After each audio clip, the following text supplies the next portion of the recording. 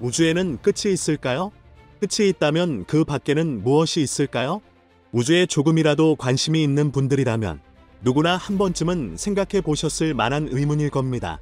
그 의문에 대한 답을 제가 미리 말씀드리겠습니다. 모릅니다. 슬프게도 우리는 우주에 정말 끝이 있는지 없는지 그 어떤 방법으로도 알 수가 없습니다. 과학과 기술이 아무리 발전한다 해도 어쩌면 영원히 모를 가능성이 높죠. 왜 그럴까요? 이번 편에서는 우주의 끝에 관한 이야기를 해볼까 합니다. 최근 미국 존스 홉킨스 대학 천체 물리학자인 브라이언 웰치는 세계적인 과학 학술지 네이처를 통해 약 129억 광년 거리의 별에란 대를 발견했다고 공식적으로 발표합니다. 이전까지는 약 90억 광년 떨어진 별인 이카로스가 가장 멀리 있는 별이었는데 40억 광년이나 더 멀리 있는 별을 발견한 겁니다.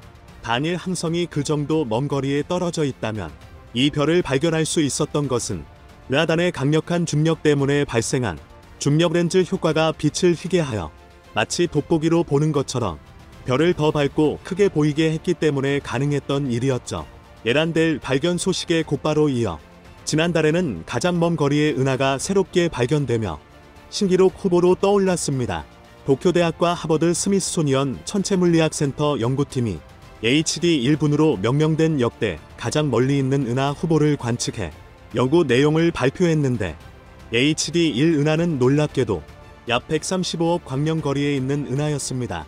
빅뱅 이후 고작 3억 년 지난 시점에 이 은하에서 흘러온 빛이 광행거리 135억 년이라는 그야말로 억겁의 시간과 공간을 뚫고 지금 지구에 도달한 겁니다. 이 발견이 사실이라면 역대 가장 오래된 그리고 가장 멀리 있는 은하로 등극하게 되겠지만 일반적으로 물리학 분야에서는 관측 결과가 신뢰도 99.9999%를 넘어야 완벽히 입증됐다고 인정받습니다. 그러나 이 연구는 신뢰도가 99.99%밖에 되지 않기 때문에 이미 여러 망원경으로 입증했음에도 제임스 웹 우주 망원경으로 한 번 더 관측해서 입증할 예정이라고 하네요. HD 1 은하가 더욱 놀라운 것은 밝아도 너무 밝은 자외선을 내뿜고 있으며 어쩌면 그토록 찾아 헤매던 우주 역사상 최초로 태어난 1세대 별, 즉 수소와 헬륨으로만 이루어진 중원소가 전혀 없는 종족 3별들의 집단일 가능성이 높다는 겁니다. 이처럼 인류는 과학과 기술의 발전에 힘입어 무려 135억 년이나 된 어쩌면 정말로 1세대 은하일지도 모르는 천체까지도 발견했습니다. 정말 엄청난 일이죠. 자, 그렇다면 지금보다 성능이 월등히 좋은 망원경이 있다면 조금 더 거슬러 올라가 138억 년 전 빅뱅으로 우주가 탄생한 최초의 순간까지도 볼 수 있지 않을까요? 우주의 시작을 볼 수 있다면 우주의 경계, 즉 우주의 끝도 직접 관측할 수 있을 테니 말이죠. 분명 더 좋은 성능의 망원경이라면 HD 1 은하보다 조금 더 오래된 천체를 찾을 수 있을 겁니다.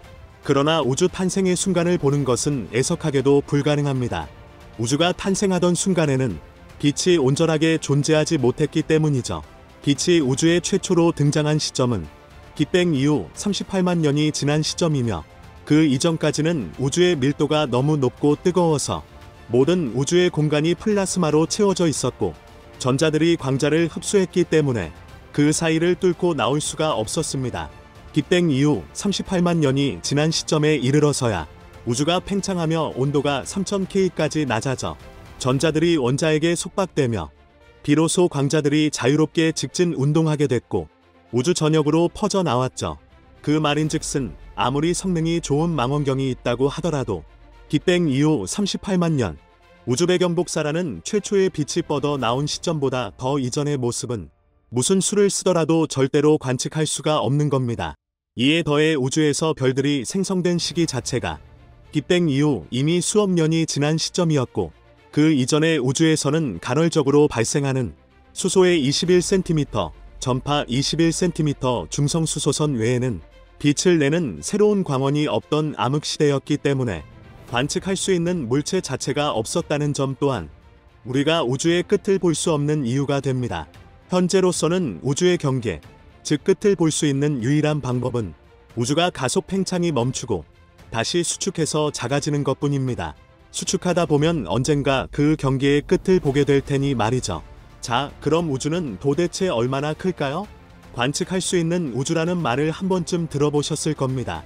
말 그대로 우리가 관측할 수 있는 우주의 한계점을 의미하는 말이죠. 현재까지 알려진 바에 따르면 지구에서 관측할 수 있는 가장 먼 우주의 한계 거리는 약 465억 광년입니다. 이를 360도로 돌리면 지름이 약 930억 광년인 커다란 공 모양이 되죠. 이것이 바로 우리가 우주를 볼 수 있는 한계점인 관측할 수 있는 우주의 영역입니다. 지름 930억 광년. 빛은 1초에 지구를 7바퀴 반이나 돌 정도로 빠른데 이 빛의 속도로도 930억 년이나 걸리는 크기입니다. 상상도 제대로 되지 않죠. 우주의 나이가 약 138억 년이고 빛이 한 점에서 방사형으로 뻗어 나왔다면 우주의 반지름 또한 138억 광년이어야 할 텐데 관측할 수 있는 우주가 이토록 큰 이유는 우주가 생성 직후부터 계속 팽창하고 있기 때문이죠. 안 그래도 큰데 관측할 수 있는 우주의 크기는 앞으로 1.3배가량 더 커지게 됩니다. 광행거리 기준 138억 광년보다 더 먼 거리에 있었던 천체들에서 나온 과거의 빛 중에 지구까지 도달할 가능성이 있는 많은 빛이 아직 지구에 전부 도달하지 못했기 때문입니다. 이 영역을 미래 가시성 한계라고 하며 최대 반지름은 620억 광년일 것으로 예상되죠. 그런데 관측 불가능한 우주는 이보다 훨씬 클 것으로 보입니다. 계산되는 기준값에 따라 결과가 달라질 수 있겠으나 공 모양으로 닫힌 우주의 경우 우주 전체 크기는 관측할 수 있는 우주의 최소 250배 정도겠으나 인플레이션 이론을 만든 앨런 구스에 따르면 우주가 평평한 우주, 즉 열린 우주일 경우 전체 우주의 크기는 관측할 수 있는 우주의 무려 10-23배 이상이나 크다는 계산이 나옵니다. 가능조차 되지 않는 어마어마한 크기죠. 다만 이처럼 우주 전체의 크기가 관측할 수 있는 우주보다 훨씬 클 것으로 예상되기는 해도 수학적 계산에 따른 추산일 뿐 관측으로 입증될 수 없다면 증명이 불가능하며 이는 관측 자체가 불가능하기 때문에 영 모를 가능성이 높습니다. 그런데 관측할 수 있는 우주 내에서도 물리적으로 닿을 수 없는 경계인 우주론적 사건의 지평선이라 부르는 또 다른 한계점이 존재합니다. 지금도 우주 팽창으로 인해 멀리 떨어져 있는 천체일수록 더 빠르게 멀어지고 있고 지구를 기준으로 약 150광년 이상 떨어져 있는 천체들이 멀어지는 속도는 빛의 속도보다 빠릅니다. 천체들이 움직여서가 아니라 천체들은 그대로 있지만 공간 자체가 늘어나기 때문인데 특수상대성 이론에 따르면 빛보다 더 빠른 물체는 없지만 질량이 없는 배경 공간 자체가 늘어나는 것에는 이론적 제약이 없기에 가능한 일이죠. 지금 당장 지구에서 160억 광년 떨어져 있는 먼 은하를 향해 빛의 속도로 출발해 150억 년 동안 날아간다 해도 그 은하는 이미 빛의 속도보다 더 빠르게 멀어지고 있으므로 그 어떤 방법으로도 영원히 닿을 수 없게 됩니다. 지금 우리가 150억 광년 너머의 거리에 있는 천체들을 관측할 수 있는 이유는 과거에는 우주가 지금보다 훨씬 작았고 그 천체들이 우주론적 사건의 지평선 내부에 있었기 때문입니다. 즉 관측할 수 있는 우주 내에서도 우주론적 사건의 지평선 너머에 있는 천체들은 과거의 빛들이 아직 지구까지 도달하고 있기 때문에 그 과거의 모습을 볼 수는 있으나 지금 출발한 현재의 빛은 지구에 영영 닿지 못하게 됩니다. 반대로 지구에서 출발한 빛 또한 그곳에 영영 닿지 못하게 되겠죠. 따라서 그런 과거에 흘러나온 빛들이 더 이상 지구에 닿지 않는 시점이 온다면 그 천체들은 지구의 밤하늘에서 영영 사라지게 됩니다. 놀라운 것은 지금 여러분이 이 영상을 보고 있는 순간에도 1초에 대략 6만 개의 별들이 지평선을 넘어 영원히 사라지고 있다는 사실입니다. 10분가량의 영상이니 대략 3,600만 개의 별들이 사건의 지평선을 넘어 닿지 못할 어둠 속으로 영원히 사라진 겁니다. 손쓸 새도 없이 말이죠. 계산에 따르면 관측할 수 있는 우주 내에서 우주론적 사건의 지평선을 넘어선 은하는 무려 94%에 달한다고 합니다. 지구에서 닿을 수 있는 은하는 고작 나머지 6%밖에 되지 않으며 이조차도 매초 줄어들고 있습니다. 아주 오랜 시간이 흐른다면 지구의 밤하늘에는 서우의 중력으로 한데 묶여있는 국보은하군 내에 있는 50여 개의 은하만 보이게 될 겁니다. 관측할 수 있는 우주에서 국보은하군은 0.0000000.1%의 비중밖에 되지 않는데 고작 이 정도의 비중이 우리가 현실적으로 닿을 수 있는 우주의 전부가 되는 것이죠.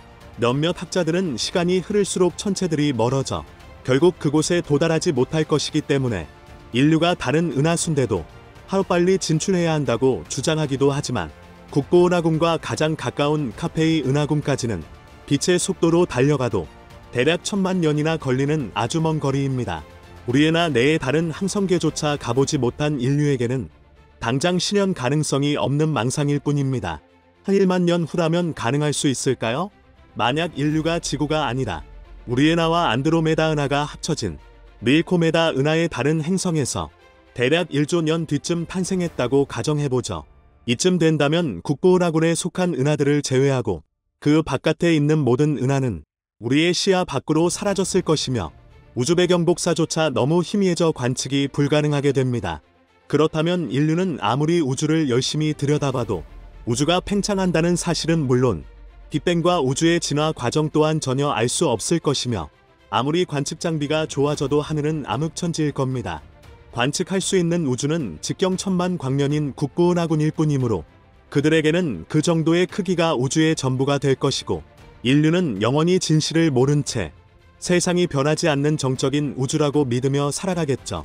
물론 이 정도의 크기도 충분히 인류가 영위할 수 있는 수준이긴 하지만 문제는 우주에 대해 알 수 있는 온갖 중요한 정보들까지도 영원히 닿을 수 없는 지평선 너머로 조금씩 사라지게 만들고 있다는 겁니다. 시간이 지날수록 천문학이 퇴보할 수밖에 없는 이유기도 하죠. 이렇게 본다면 밤하늘에 반짝이는 수많은 별로 가득하고 심지어 135억 년 전에 생성된 우주 초창기 은하의 빛까지 볼 수 있는 지금 우리가 존재한다는 건 엄청난 행운이라고 할 수 있습니다. 비록 우주의 끝에 대해서는 알 길이 없더라도 말이죠.